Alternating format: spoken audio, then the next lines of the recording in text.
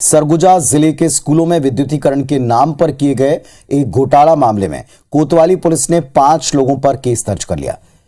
पहले थाने में एफआईआर दर्ज नहीं की गई थी, लेकिन जैसे ही कोर्ट ने इस बाबत आदेश दिया, वैसे ही पुलिस भी हरकत में आई। पीडब्ल्यूडी विभाग के तत्कालीन एग्जीक्यूटिव इंजीनियर और ठेकेदार समेत 5 लोगों के खिलाफ धोखाधड़ी का अपराध दर्ज हुआ है। पुलिस का कहना है कि मामले में जांच के बाद अग्रिम कार्रवाई की जाएगी।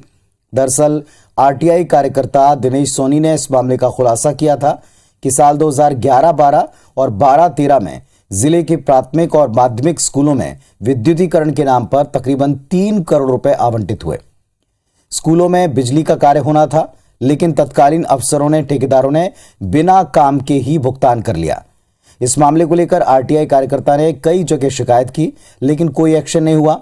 मामला न्यायालय में पेश किया गया, जिस पर कोर्ट ने कोतवाली पुलिस को दोषियों पर एफआईआर का निर्देश दिया।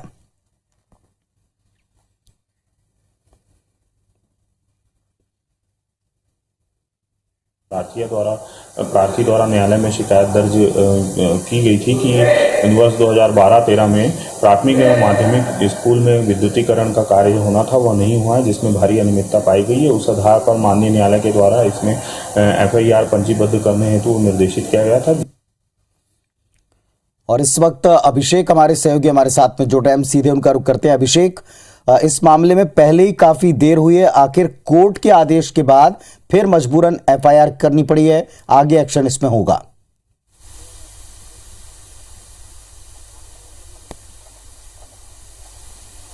हाँ, देखिए, जिस तरह से ये मामला सामने आया था, काफ़ी विलंब, जैसा आपने कहा कि इसमें पहले ही हो चुका है, लेकिन अब कोर्ट के आदेश के बाद ही सही पुलिस ने अपराध तो दर्ज कर लिया है, लेकिन अब भी पुलिस का ये कहना है कि इस मामले में जांच के बाद ही आगे कार्रवाई होगी।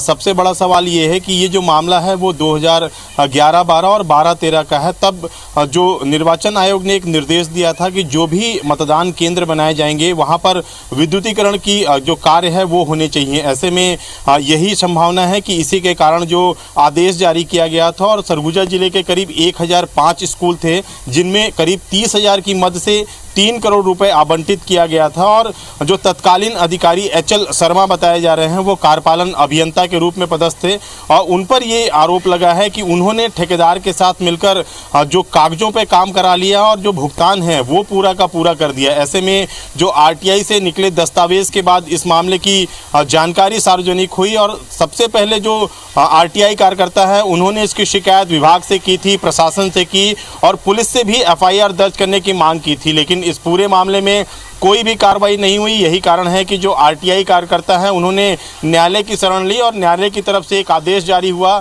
जिसके बाद पुलिस ने जो संबंधित अधिकारी हैं एचएल शर्मा जो तत्कालीन एग्जीक्यूटिव ई के रूप में पदस्थ थे, इसके अलावा 2 सब इंजीनियर और ठेकेदारों के खिलाफ कुल 5 लोगों के खिलाफ एफआईआर दर्ज किया गया है।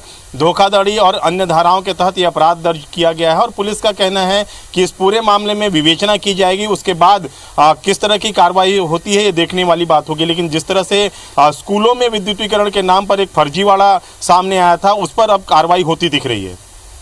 चलिए, तो विद्युतीकरण के नाम पर पैसे निकाले लेकिन काम कहीं हुआ नहीं, बड़ा घोटाला है।